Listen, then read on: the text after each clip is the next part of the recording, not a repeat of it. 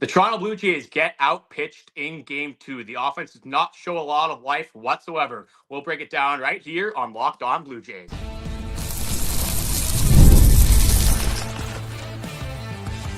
You are Locked On Blue Jays, your daily Toronto Blue Jays podcast. Part of the Locked On Podcast Network, your team every day. Welcome back to Locked On Blue Jays. Thank you for making Locked On Blue Jays your first listen every day. We are free and available wherever you get your podcasts and on YouTube, part of the Locked On Podcast Network, your team every day. So today, I know it says I'm Braden Owasco, but it is Carter first, at least for now. I think Braden will join us a little bit later. But like we said, we had to get a live reaction from game number two. And to be completely honest, it was kind of the reverse a little bit. Belt to ass in the opposite way, because Yamamoto absolutely dominated these Toronto Blue Jays hitters with that splitter, with that curveball, with that fastball. Really did not look like the Toronto Blue Jays hitters had a chance all day. But my name is Carter First. You can find us at Locked On Blue Jays on YouTube, Spotify, Apple Music, or anywhere you find your podcasts, as well as Carter First 2, Braden 5, Owasco. When he does join, he's actually right beside me right now, but we are a little bit busy with the content right now. We just had a watch party as well. Hopefully you guys had at least a good time with your friends. I know it wasn't that fun watching the Toronto Blue Jays game after that performance that they put up, but honestly, that you take 1-1 at the Rogers Center against the LA Dodgers before this series, if you would have told me that the Toronto Blue Jays were going to win 1 out of 2, I would have taken it. The way it kind of worked out with the way that they won game one, 11-4, the offense was really unbelievable. You got so many performances, great performances from so many different players. I mean, Dalton Varsho, Addison Barger, Alejandro Kirk, 3 guys with the home runs. That's not even including Ernie Clement, Vladimir Guerrero Jr., Bo Bichette adding a hit into that one as well. But honestly, from maybe not inning number 1, because the first inning, George Springer gets on first base, Nathan Lucas moving the order down the line. You get you get third and first. You have 0 outs. You don't score a run in that inning. The only run that you do get is the Alejandro Kirk sacrifice fly. You got to score more runs. The Toronto Blue Jays' MO this entire season, they've been one of the best offenses, if not the best offense in all of baseball. A team does not strike out a whole lot. They didn't necessarily strike out a ton here, but swing at very good pitches. They have competitive at-bats. They have gritty at-bats.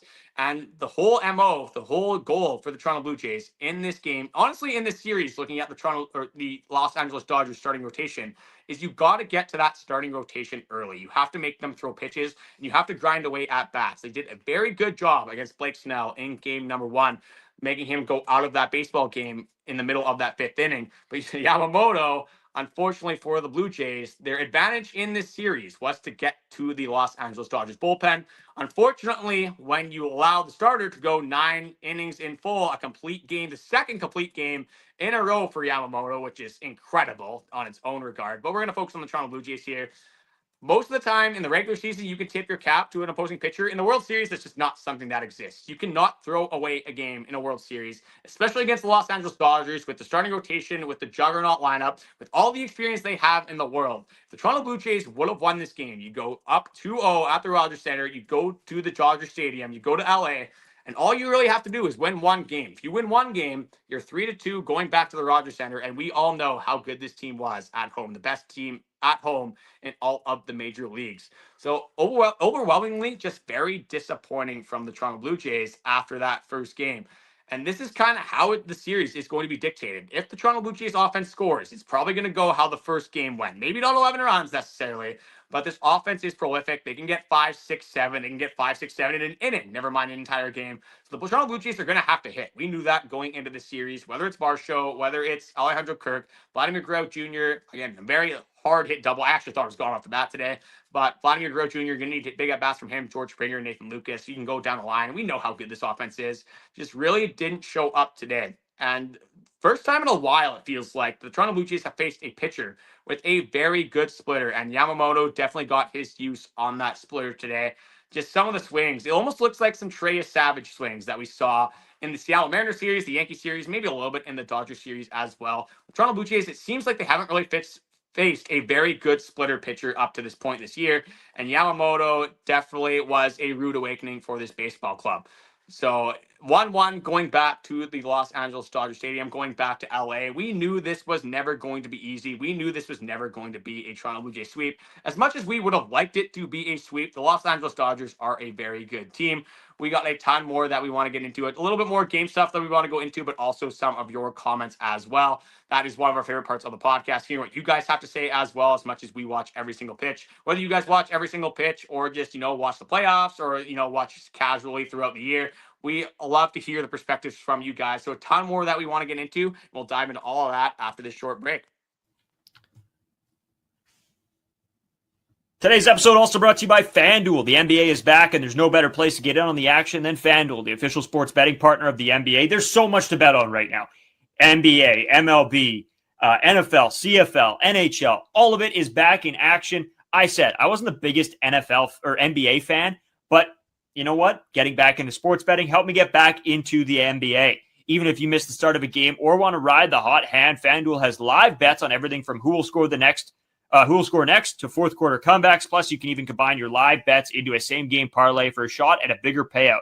It keeps every game exciting, especially when your team's making that late push.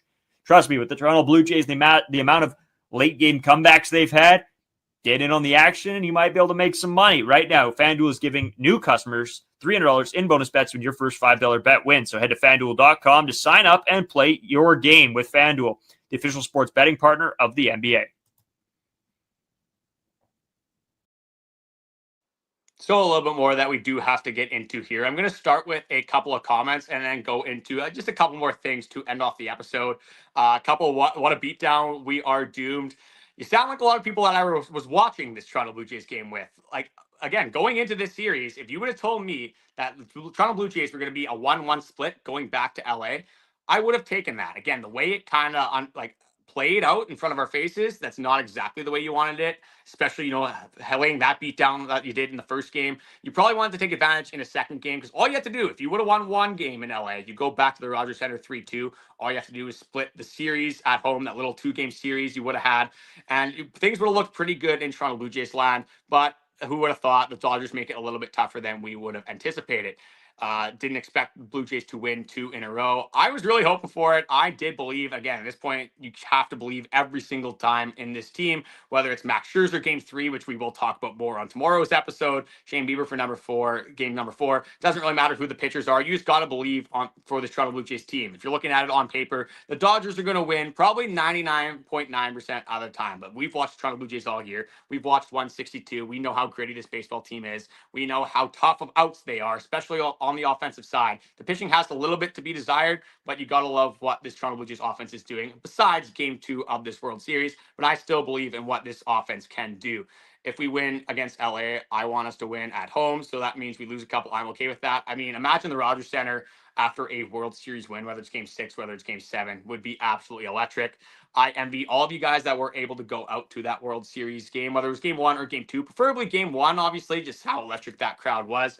But yeah, credit to all the people that were able to go out to the World Series, whether it was game 1 or game 2. It doesn't happen too often. So I would encourage you guys, if it is financially stable and financially available to you guys, I would encourage you guys to at least try to go to a World Series game. I know it's tough to get throughout the queue. There was 300,000 people in the queue. I can't imagine it's much better for game 6 and game 7 if they do get to game 6 or game 7. But again, an experience that would be unforgettable. Hopefully it would go the Toronto Blue Jays way, especially if you're paying all that money to go to the baseball games. Yeah, Mad Max on Monday. Very interesting decision by John Schneider. The reason that he went into this and he said that he was going to go with Mad Max, he said he wanted to give Shane Bieber an extra day of rest. But Shane Bieber hasn't pitched for like a week. I don't know how much longer of rest that you expect this guy to get. Again, we're going to go more into it on tomorrow's episode. We will be back with our regularly scheduled programming for our Monday morning episode. I just want to say thank you to Justin Powers, our roommate as well. Credit to you. A little donation there, $279. Blue Jays to the moon. In game 7 of the ALCS, I'll just be completely honest here. I thought in that 7th inning, I said, hey, you got to score here. You're going to lose that baseball game. Justin called me out on it today. I wanted to bring it up on the podcast. But luckily for the Toronto Blue Jays, some magic happened in that 7th inning in the ALCS. At this point, that was the last time that I stopped believing in this Blue Jays team. At this point, you have to fully believe. Whether they're up 9, they're down 9, it could be the 9th inning, the 6th inning, doesn't matter. I'm always going to believe in this Toronto Blue Jays ball club. Kevin Gausman was really good until the sixth inning. Yeah, completely agree. Like some people were worried and like complaining about Kevin Gausman being in there for that seventh inning. I mean, the guy had like 62 pitches through 6 innings. How are you going to take a guy out that's been that dominant throughout the entire start, one run given up in the first inning, and then completely dialed in after that? Just there was no reason that you were ever going to take Kevin Gausman out in that baseball game. Again, if you're going to blame anybody for what happened in Game 2 of the World Series, you're not going to blame the pitching staff. You have to blame the Blue Jays offense that mustered one run in 9 innings. I believe they finished with 4 hits as well. Simply just not going to get it done at the end of the day. Last thing I wanted to go into for this live stream. Again, we do have a podcast coming up for you guys tomorrow morning as well. We have already recorded that one, so be on the lookout. Our regularly scheduled time, little bonus episode for this Sunday. The last thing I wanted to get into for this live stream was Bo Bichette and just the way that John Schneider decided to use Bo Bichette in this series. I'm not going to go into our perspectives. I was kind of on one side of this. I thought Bo Bichette would be a DH. I thought he should be the DH for the first game and the second game. A lot of other people, Braden included. Again, not saying you guys are wrong, but they wanted him at second base. And I kind of understood it. George Springer's been very good at DH. Bo Bichette, again, a guy that hasn't played in a long time. I don't think he really gets to decide where he is put in the order. But now we see in game number 2 that Bo Bichette is not starting in that World Series game. Unbelievable, folks.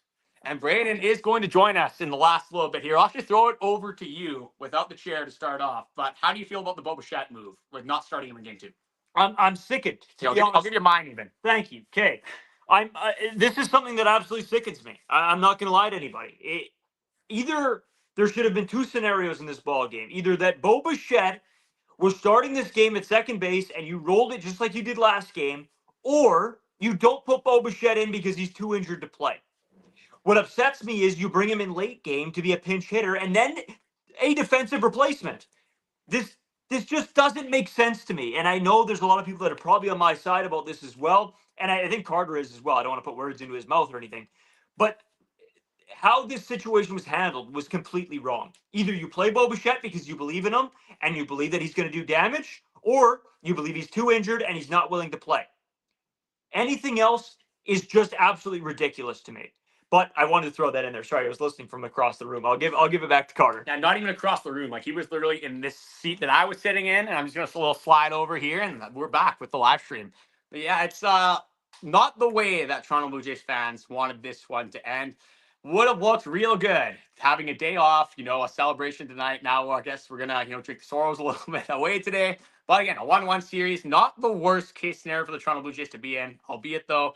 I mean, you dominate the first game, and then you put up an offensive dud at the second game.